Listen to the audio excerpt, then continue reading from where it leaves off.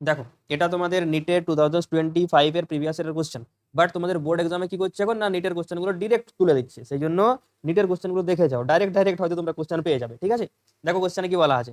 According to the কোশ্চেনে যেটা বলা আছে যে আর রোধের একটি তারকে সমান 8টি টুকরোতে কাটা হয়েছে।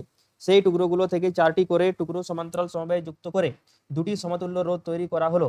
তারপর এই দুটি রোধের সেটকে শ্রেণী সমবায় যুক্ত করা হলো, তাহলে মোট ইকুইভ্যালেন্ট রেজিস্ট্যান্সের ভ্যালু কত হবে। অনেক কিছু বলা হয়েছে, কিন্তু যেটা বলছি সেটাকে ধ্যান দিয়ে শুনো। কি বলা হয়েছে, যে ধরো তোমার কাছে একটা এরকম ভাবে ওয়্যার আছে, ঠিক আছে, সেই ওয়্যারের রেজিস্ট্যান্স বলা আছে ক্যাপিটাল আর। এরপর এই ওয়্যারটাকে 8টা টুকরোতে ডিভাইড করো, 1 2 3 4 5 6 7 আর 8। তাহলে এক একটা টুকরোর রেজিস্ট্যান্স স্যার কত হবে না স্যার, এক একটা টুকরোর রেজিস্ট্যান্স যেটা হবে সেটা হয়ে যাবে R/8, যেহেতু 8টা টুকরোতে কাটা হয়েছে। এরপর 4টে টুকরো নিয়ে পরে তুমি প্যারালাল কম্বিনেশন ইউজ করো।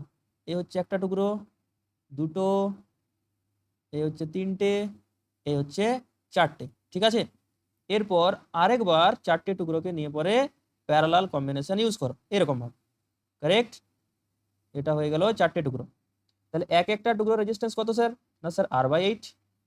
এক একটা টুকরো রেজিস্ট্যান্স হচ্ছে R/8, এখানেও এক একটা টুকরো রেজিস্ট্যান্স হচ্ছে R/8। এইরকম ভাবে কানেকশন করা হলো। তাহলে তোমাকে বার করতে হবে what will be the effective resistance after connecting like that. Okay, তাহলে এখানে এই পুরো কম্বিনেশনের জন্য ইকুইভ্যালেন্ট রেজিস্ট্যান্স কত হবে না, যদি সেম রেজিস্ট্যান্স থাকে আর সেম রেজিস্ট্যান্সগুলোকে যদি প্যারালাল কম্বিনেশনে ইউজ করা হয়, তার জন্য ফর্মুলা হয়ে থাকে R/n। এন হচ্ছে number of resistances. Okay, so what is the value of R, এখানে এক একটা আর এর ভ্যালু হচ্ছে R/8। আর কতগুলো রেজিস্ট্যান্স আছে না স্যার, 4টে আছে। এখানেও সিমিলারলি ভাবে এক একটা রেজিস্ট্যান্সের ভ্যালু হচ্ছে R/8। আর স্যার কটা রেজিস্ট্যান্স আছে না, 4টে আছে।